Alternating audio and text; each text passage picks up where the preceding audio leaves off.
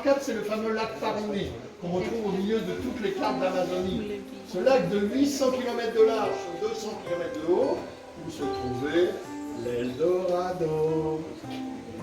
Et bien, comme par hasard, il va disparaître des cartes au XVIIIe siècle, parce qu'il n'a jamais existé ce lac. Ce n'était qu'une invention des Amérindiens pour attirer les Européens bien à l'intérieur des terres, en leur faisant croire que derrière les montagnes du Cumac se trouvait ce fameux lac, au bord duquel se trouvait la cité d'or, histoire de les voir bien s'enfoncer à l'intérieur des terres et d'être tranquilles sur la côte. Malheureusement, ça n'a pas empêché les Européens de faire disparaître 10 des 15 ethnies amérindiennes qu'il y avait en Guyane il y a 3 ans. À la base, je suis sur une petite plateforme sur laquelle je mets des fruits bien mûrs, bananes, papayes, mangues, mélangés avec un peu de sucre et d'alcool, bière, rhum ou vin. Ferment, ça dégage une bonne odeur, le bacchioratine n'est pas odeur bien pouvoir le manger, et après son réflexe, c'est de s'envoler dans le tonneau moustiquaire où il reste prisonnier. Alors ça permet d'attraper ces gros papillons mouillés bleus qu'on appelle agrias, équivalent maintenant à la canopée, entre 15 et 30 mètres de ou bien ces papillons feuilles mortes qui vont jusqu'à reproduire le pédoncule et la principale rondelle de la feuille, toujours dans le cycle alimentaire d'abord.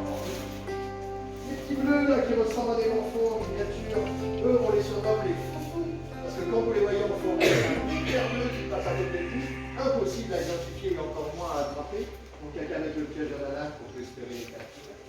Je terminerai par les claqueurs, qui sont les seuls papillons à mettre du bruit en volant.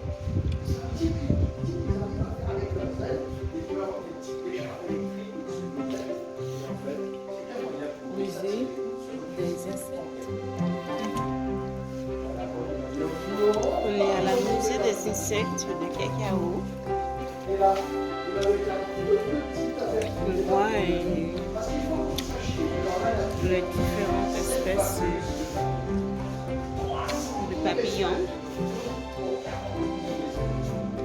Si jamais vous voulez vous montrer les papillons, c'est pas exactement celle-là qu'il faut bien faire. Ce qui est habité, comme elle ne peut pas sauter sur le lien à l'intérieur du toit, elle va se passer complètement et tirer l'amygdale à l'extérieur du panier. Et une fois que l'amygdale est sortie, la guêpe saute sur l'amygdale, mais complètement désemparée.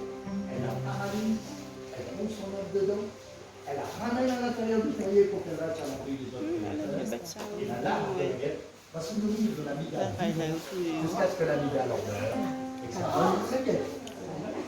C'est la guêpe médicale. Alors, ces guêpes, elles sont indispensables dans la nature parce qu'elles jouent le rôle de régulateur de population. Une mygale, c'est adulte vers 4-5 ans, mais ça peut vivre jusqu'à 25 ans. Or, une femelle adulte de mygale va pondre chaque année entre 100 et 2000 œufs. Donc vous imaginez bien que si survivaient tous, eh ben on serait sur la planète mygale. Ces guêpes, elles sont là pour réguler les populations de mygales. Dès qu'il y a une prolifération des mygales dans un certain biotope, il va y avoir l'arrivée de ces guêpes qui vont limiter la population. Et dès qu'il y a moins de mygales, des guêpes vont ailleurs. C'est donc tout un équilibre entre les guêpes et les mygales.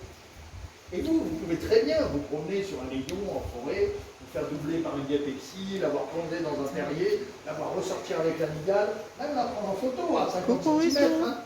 Du moment que vous ne la touchez pas, vous ne risquez absolument rien. Par contre, si vous cherchez à la capturer, c'est à vos risques et périls. Elle fait partie des 2 douleurs les plus intenses que vous puissiez subir.